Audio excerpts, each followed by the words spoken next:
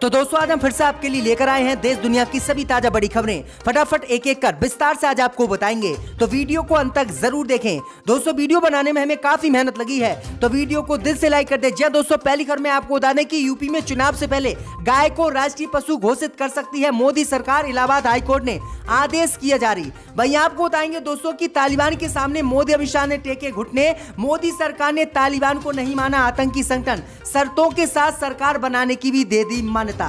वहीं आपको बताएंगे दोस्तों कि उत्तर प्रदेश में योगी को लगा बड़ा झटका। बीजेपी विधायक देवेंद्र राजपूत को कोर्ट ने सुनाई 1 साल की सजा। बढ़ गई है भाजपा की मुश्किलें। वहीं आपको बताएंगे दोस्तों की बिहार में लालू की पार्टी ने आरएसएस को बताया भारत का तालिबान। कहा आए दिन मुसलमानों पर करता है आरएसएस देश में अत्याचार। वहीं आपको बताएंगे दोस्तों की पश्चिम बंगाल में सीबीआई जांच के खिलाफ ममता बनर्जी पहुंची सुप्रीम कोर्ट। कहा मोदी के इशारे पर काम करती हैं सभी एजेंसियां। वहीं आपको बताएंगे दोस्तों की किसानों पर लाठी चार्ज करना हरियाणा में भाजपा को पड़ा भारी। अब हरियाणा में उठी है राष्ट्रपति शासन लगाने की मांग। तो सभी खबरों को आपको बताने वाले हैं दोस्तों, वीडियो को अंत तक जरूर देखें। इसी बीच पर तो दोस्तों अगली खबर की ओर, तो यूपी में चुनाव से पहले योगी सरकार गाय को कर सकती है राष्ट्रीय पशु घोषित। इलाहाबाद हाईकोर्ट ने आदेश किया जारी। जी दोस्तों, आपको बता दें ये बड़ी खबर सामने निकल कर आई दोस्तों की यूपी चुनाव से पहले उत्तर प्रदेश की योगी सरकार गाय को राष्ट्रीय पशु घोषित कर सकती है। दरअसल आपको बता दें कि उत्तर प्रदेश के इलाहाबाद हाईकोर्ट ने कहा है कि गाय भारत की संस्कृति का अभिन्न अंग है और इसे राष्ट्रीय पशु घोषित किया जाना चाहिए। कोर्ट ने यह टिप्पणी जावेद नाम के एक शख्स को जमानत देने से इनकार करते हुए आज कही है। जावेद पर उत्तर प्रदेश में गौ हत्या का आरोप है। जस्टिस शेखर कुमार यादव ने कहा है कि गाय को मौलिक अधिकार देने और गाय को राष्ट्रीय पशु घोषित करने के लिए मोदी सरकार संसद में एक विधेयक लेकर आए और गाय को नुकसान पहुंचाने की बात करने वालों को सजा दी जाए और इसको लेकर एक सख्त कानून बनाया जाना चाहिए। तो ये बड़ी अपडेट आई दोस्तों की इलाहाबाद हाईकोर्ट ने यह बड़ा फैसला दिया है, जिसके बाद उत्तर प्रदेश में योगी सरकार जल्दी गाय को राष्ट्रीय पशु घोषित कर सकती है। दरअसल आपको बता दें कि पिछले काफी समय से हिंदू संगठन गाय को राष्ट्रीय पशु घोषित करने की मोदी सरकार से मांग कर रहे हैं, लेकिन मोदी सरकार ने अभी तक इसे राष्ट्रीय पशु घोषित नहीं किया है। इसी बीच पर तो दोस्तों अगली खबर की ओर, तो मोदी अमित शाह ने तालिबान के सामने टेके घुटने। मोदी सरकार ने तालिबान को नहीं माना आतंकी संगठन, सरकार बनाने की दे दी मान्यता। जी दोस्तों, आपको बता दें ये बड़ी खबर सामने निकल कर आई दोस्तों की अफगानिस्तान से अमेरिकी सेना की वापसी के बाद अब मोदी अमित शाह ने भी तालिबान के सामने घुटने टेक दिए हैं और आज मोदी सरकार ने तालिबान को अफगानिस्तान में सरकार बनाने की मान्यता दे दी। साथ ही तालिबान को मोदी सरकार ने आतंकी संगठन नहीं माना है। दरअसल आपको बता दें कि एक हफ्ते पहले ही प्रधानमंत्री मोदी ने गुजरात के सोमनाथ मंदिर से भाषण दिया था। इस भाषण में प्रधानमंत्री मोदी ने तालिबान को एक आतंकी संगठन बताया था और कहा था कि हम किसी भी कीमत पर तालिबान को सरकार बनाने की अफगानिस्तान में मान्यता नहीं देंगे, क्योंकि तालिबान एक आतंकी संगठन है। वहीं आपको बता दें कि जैसे ही कल अमेरिकी सेना अफगानिस्तान से वापस गई, उसके बाद मोदी अमित शाह के भी होश उड़ गए और मोदी अमित शाह अब तालिबान के सामने गिड़गिड़ाने लगे और मोदी सरकार ने सबसे पहले तालिबान को सरकार बनाने की मान्यता अफगानिस्तान में दे दी। वहीं आपको बता दें कि भारत सरकार के साथ साथ 12 अन्य देशों ने भी तालिबान को आतंकी संगठन मानने से इनकार कर दिया और जो है सरकार बनाने की मान्यता दे दी। दरअसल आपको बता दें कि तालिबान का शुरू से ही मोदी सरकार विरोध कर रही थी और इसे आतंकी संगठन बता रही थी, लेकिन प्रधानमंत्री मोदी के बयान के बाद भी तालिबान के सामने किस तरह से मोदी सरकार झुकी और मोदी सरकार ने अब तालिबान को आतंकी संगठन मानने से साफ इनकार कर दिया और मान्यता भी दे दी। तो ये बड़ी अपडेट आ रही, बड़ा झटका मोदी को लगा है। इसी बीच पर तो दोस्तों अगली खबर की ओर, तो हिमाचल प्रदेश से बीजेपी को लगा बड़ा झटका। 32 भाजपा नेताओं ने छोड़ी पार्टी, कांग्रेस का थामा दामन। जी दोस्तों, आपको बता दें ये बड़ी खबर सामने निकल कर आई दोस्तों कि हिमाचल प्रदेश से आज बीजेपी को बड़ा झटका लगा है। दरअसल आपको बता दें कि हिमाचल प्रदेश के पंचरुखी में भाजपा के 32 नेताओं ने आज बीजेपी से इस्तीफा दे दिया है और कांग्रेस पार्टी का दामन थाम लिया है, जिसके बाद मोदी अमित शाह की मुश्किलें बढ़ गई हैं। भैया आपको बता दें कि भाजपा छोड़ते हुए उन्होंने बीजेपी पर आरोप लगाए हैं। कहा है कि बढ़ती महंगाई से आम जनता बहुत तकलीफ में है, लेकिन किसी को भी सरकार से कोई भी राहत नहीं मिली है और अब स्थिति ये है कि केंद्र व प्रदेश दोनों की भाजपा सरकारें फेल प्रदेश में हो रही हैं और मुख्यमंत्री जयराम ठाकुर आए दिन डबल इंजन वाली सरकार की दुहाई देती हैं, लेकिन डबल इंजन वाली सरकार ने विकास तो आधे इंजन की तरह नहीं किया। इसलिए हम किसी भी कीमत पर बीजेपी में नहीं रह सकते और इसी को देखते हुए 32 बीजेपी नेताओं ने पार्टी छोड़ दी है और कांग्रेस पार्टी का दामन थाम लिया है।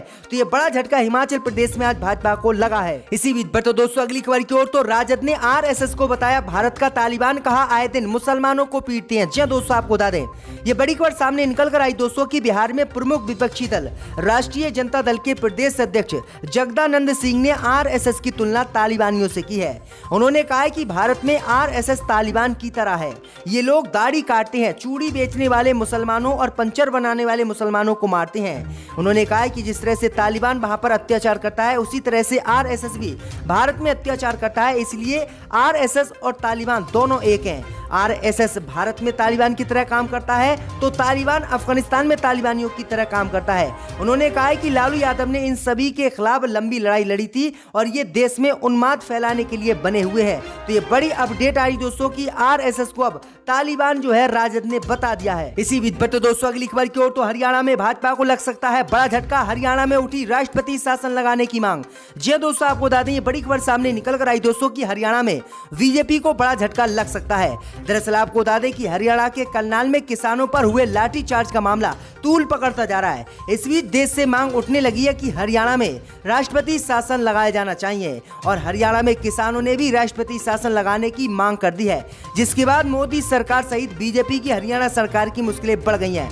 दरअसल आपको बता दें कि किसानों पर लाठीचार्ज में एक किसान की मौत हो गई थी और लगभग 100 किसान गंभीर रूप से घायल हो गए थे, जिसके बाद पूरे देश में बीजेपी सरकार की इस कार्रवाई की आलोचना हुई और विपक्षी पार्टियां भी न्याय की जांच की मांग लगातार कर रही हैं, जिसके बाद मोदी सरकार बुरी तरह से फंस गई है और हरियाणा में राष्ट्रपति शासन लगाने की मांग किसानों ने उठा ली है। इसी बीच पर तो दोस्तों अगली खबर की ओर तो उत्तर प्रदेश में चुनाव से पहले योगी को लगा बड़ा झटका। बीजेपी विधायक देवेंद्र राजपूत को 1 साल की कोर्ट ने सुनाई कारावास की सजा। जी दोस्तों, आपको बता दें कि उत्तर प्रदेश में चुनाव से पहले योगी आदित्यनाथ को आज बड़ा झटका लगा है। दरअसल आपको बता दें कि उत्तर प्रदेश के कासगंज सदर से भाजपा विधायक देवेंद्र राजपूत को एमपी एमएलए कोर्ट से बड़ा झटका लगा है। कोर्ट ने 11 साल पुराने मारपीट के एक मामले में भाजपा विधायक को 1 साल के कारावास की सजा सुनाई है।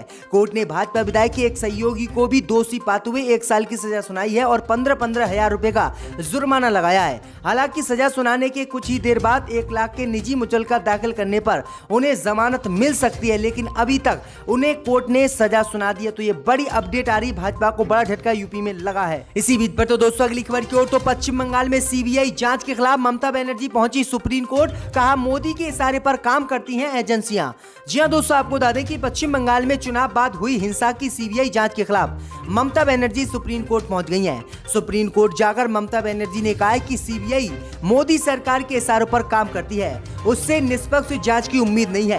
एजेंसी सिर्फ टीएमसी के नेताओं और कार्यकर्ताओं को निशाने बनाने बंगाल में लगी है। दरअसल आपको बता दें कि 19 अगस्त को कलकत्ता हाई कोर्ट ने बड़ा आदेश देते हुए पश्चिम बंगाल की हिंसा की जांच सीबीआई को सौंप दी थी। साथ ही एसआईटी का भी गठन किया था। हाई कोर्ट ने कहा था कि हत्या और रेप के मामलों की जांच सीबीआई करेगी, बाकी मामलों की जांच एसआईटी करेगी। इसका विरोध ममता बनर्जी ने शुरू से ही किया है। ममता बनर्जी ने कहा है कि पश्चिम बंगाल ही पुलिस इस जांच को करने में सक्षम है, इसलिए सीबीआई से इसकी जांच नहीं होनी चाहिए।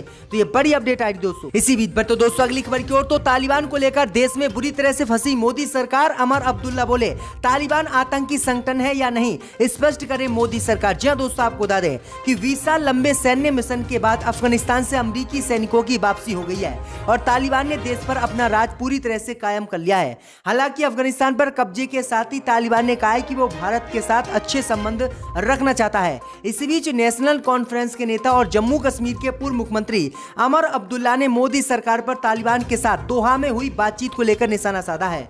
अमर अब्दुल्ला ने कहा है कि सरकार को यह स्पष्ट करना चाहिए कि वो तालिबान को आतंकी संगठन मानते हैं या फिर नहीं। तो ये बड़ी अपडेट आ रही, क्योंकि प्रधानमंत्री मोदी ने अभी 1 हफ्ते पहले ही बयान दिया था जिसमें तालिबान को आतंकी संगठन माना था, लेकिन अब मोदी सरकार ने ही सबसे पहले तालिबान को सरकार बनाने की मान्यता दे दी और अब मोदी सरकार ने तालिबान को आतंकी संगठन मानने से इनकार कर दिया। अब इसी को लेकर देश में बुरी तरह से मोदी सरकार घिर गई है। इसी बीच पर तो दोस्तों अगली खबर की ओर तो उत्तर प्रदेश में 13 साल की लड़की हुई गायब। यूपी पुलिस से नाराज हुआ सुप्रीम कोर्ट, तो छानबीन दिल्ली पुलिस के की हवाले। जी दोस्तों, आपको बता दें कि यूपी में 13 साल की लड़की गायब हुए 2 महीने का समय बीत गया है, लेकिन यूपी पुलिस उसकी तलाश अभी तक नहीं कर पाई है।